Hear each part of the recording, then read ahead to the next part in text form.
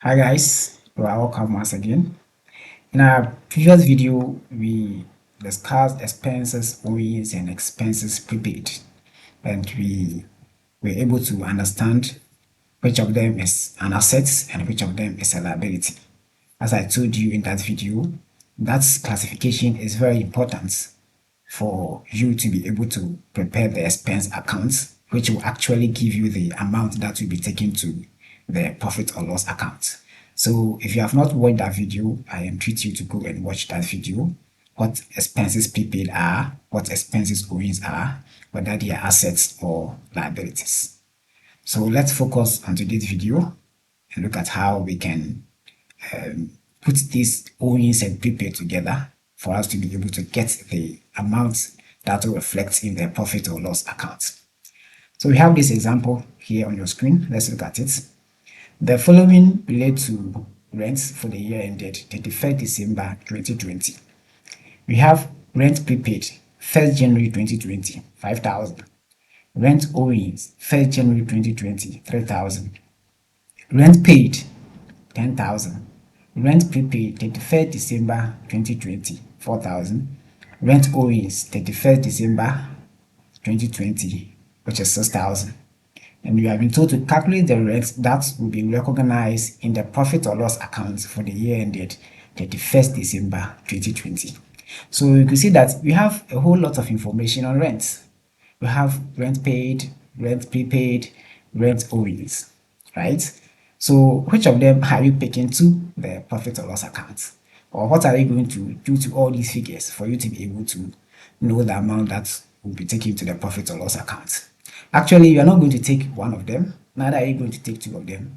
All of them will be considered. But how are you going to consider them? Which one are you adding? Which one are you subtracting? So it's basically addition and subtraction. But for you to understand it well, we are going to use the accounts for you to be able to know the debits and then the credits element of it. So now let's get started. Let's pick the first one, rent prepaid. In our previous video, we came to understand that rent prepaid is an asset, right? If your rent is prepaid, it's an asset to the entity. And so we all know that all assets have debit balance.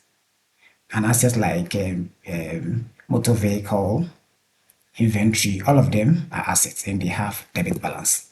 So rent prepaid is also an asset, and for that matter, it has a debit balance. So when you come into your rent account, since prepaid is an asset and all assets have debit balance, the rent prepaid will come to the debit side of the account. So you name it balance but down,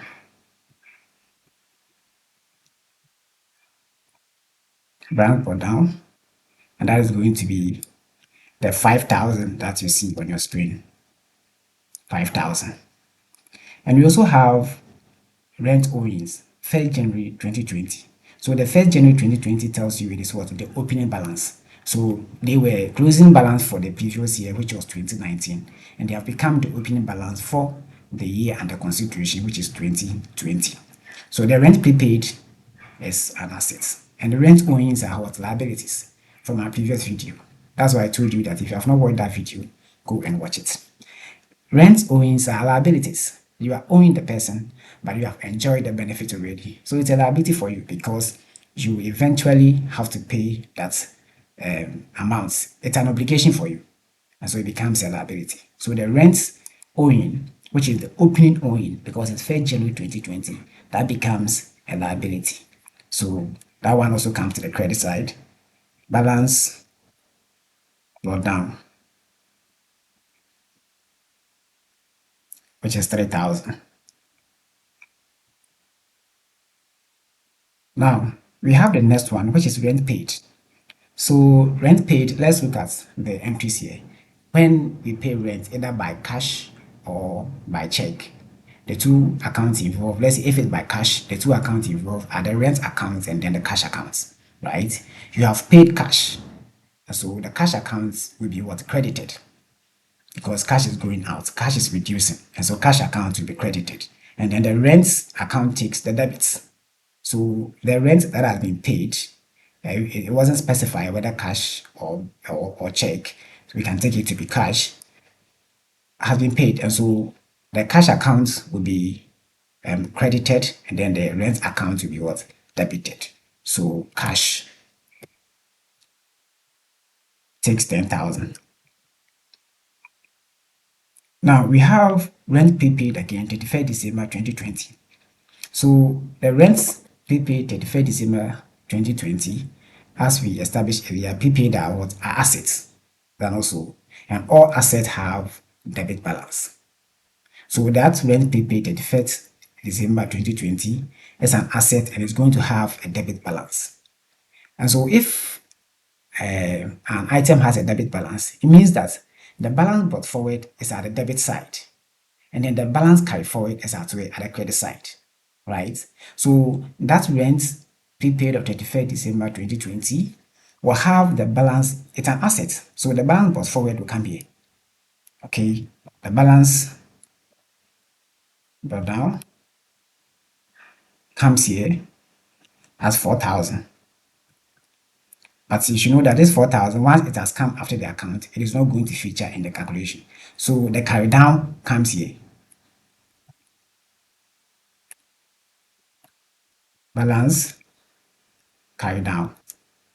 The carry down comes here as what? 4,000.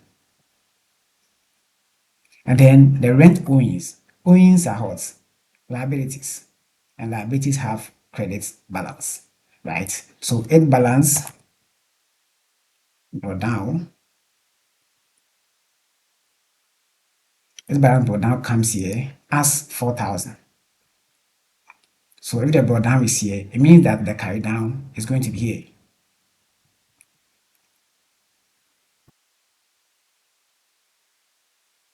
That one is 6,000, sorry. So the owings is 6,000. Yes. And then the prepaid is what? 4,000. So now that you have entered all of them, it is left with the balancing.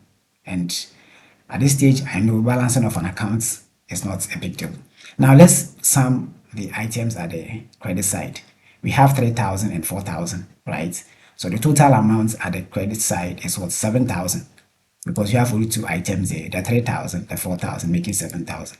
Let's look at the debit side. We have 5,000, 10,000, and 6,000, giving us 21,000. Because when you sum these three things, you get to 21,000. So automatically, the debit side is bigger than the credit side. And so we can go ahead to sum up the items at the debit side.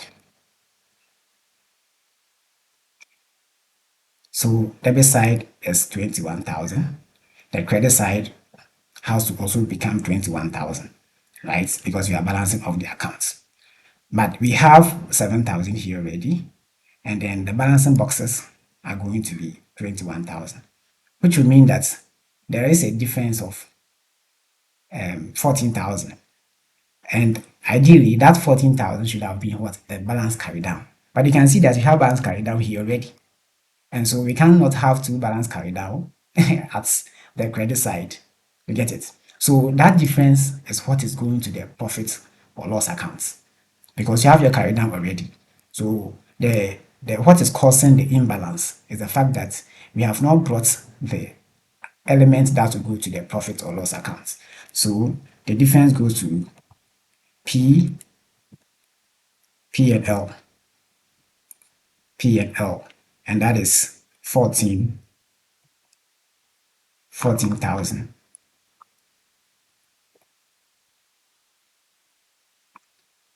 So we can now sum all of them so that our account is now balanced. Yes. So for all what we did, we were just trying to identify this 14,000.